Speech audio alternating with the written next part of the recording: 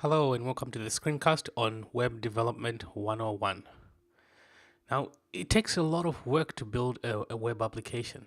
When I got started about 5 years ago, I gave up a few times. I got overwhelmed, got frustrated about everything that was out there to learn: the HTML, the CSS, the JavaScript, the Ruby, the Python, the everything. I felt like I had to learn it all. And I tried to learn it all. That was the mistake that I made. Now, I've since learned that the best approach is to take it one day at a time. Take baby steps. Build up each day on what you learned the day before. Now, there are many resources on the web that can help you get started. And I want to share some of these with you. Basically, you want to learn the very basics of HTML, CSS, JavaScript to begin with. Next, it's important to build small projects as you go along with your tutorials. Get very familiar with your text editor. If you don't know what this is, you can take a look at one of my screencasts on text editors, the ones that I've used, some of them that are out there. And you can even do a search or use a search engine to search for text editors and see anything that you like. It can be Sublime Text, it can be Vim, and so forth. Now, you are going to run into problems when you're learning, when you're even after you everybody runs into trouble. Even when you're a professional software developer, web developer, you will run into problems. And it's important to have an approach to how you solve your problems. And what I've learned from the experts is that it's important to first take a step back and read the error message, and then take that error message and search for it. Use a search engine to search for your error message. Go to a place like Stack Overflow to see if someone ran into the same problem and see how they resolved it. Usually there's someone who asks a question, and then someone who responds with a solution. And if you don't find what you're looking for, then go ahead and write in your question and make sure it's easy for for anybody to read and understand. Provide your error message and provide your code snippet if you can. There are many tools that you can use out there to provide just code snippets. You can even do it right on the forum, or you can use tools like the gists from Google. And I think Bitbucket has also something similar to the GitHub, I mean to say. So GitHub has gists, and Bitbucket has something similar to gist. So and so there are many options out there. So let's move on with this tutorial, and then I'll just talk about what we're talking about here. So this is really basically for someone who has never programmed before and they're looking for some guidance. So we have the front end.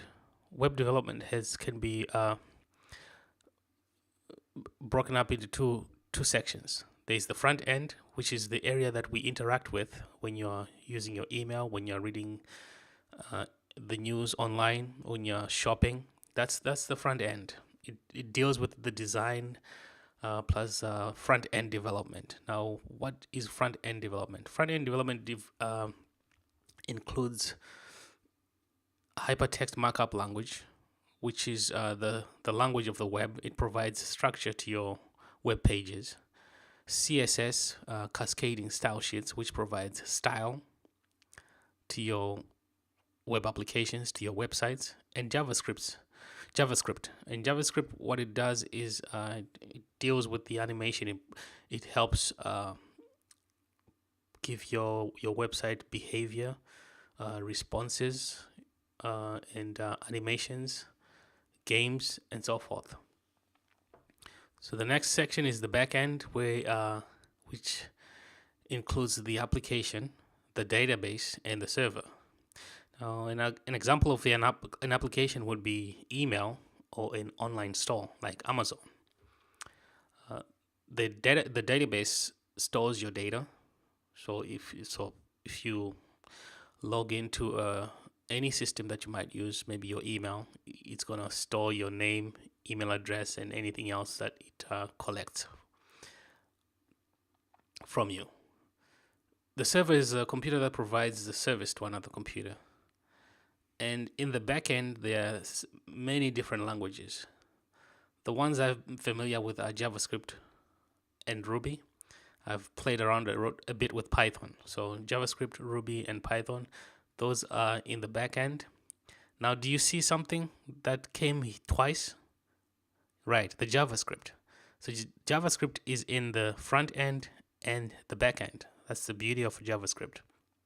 You can just use one language to write your web application's front end and back end. Now let's talk about frameworks.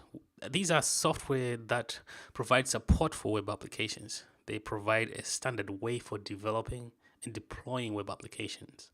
Examples of these are Node.js, which uses JavaScript, Django, which uses Python, and Ruby on Rails, which uses Ruby.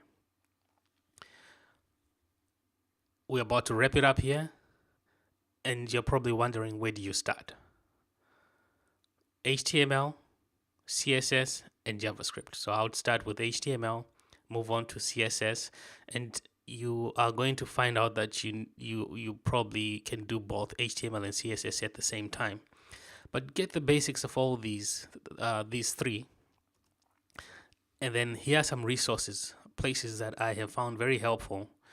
They are not the only resources out there. There's thousands of these resources.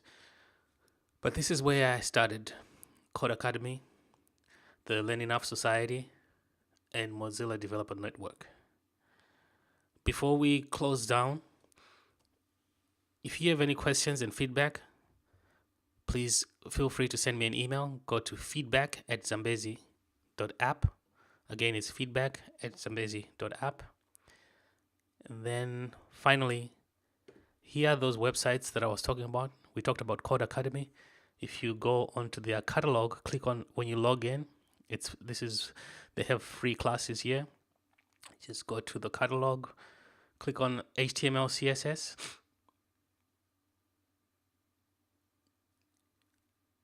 And as you can see, they also have JavaScript. They have Ruby. They have Python. Like we said, if you're brand new, start off with your HTML and CSS.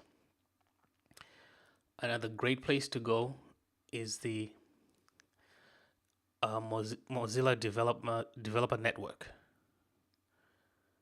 Just start here, getting started with the web, and they walk you through how to get started, the basics: HTML, CSS, JavaScript.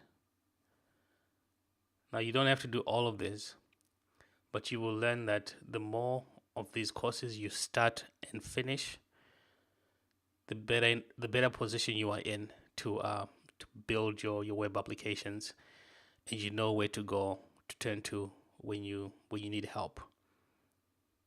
The Learning App Society also has a number of books that are really helpful for anybody who's getting into web development and anybody who is already in web development. They break this out by books. Super helpful. They have how to develop your environment. They also talk about HTML, Git, your text editors, the command line, and so forth. So that's it for today. Thank you for watching. See you next time. Bye-bye.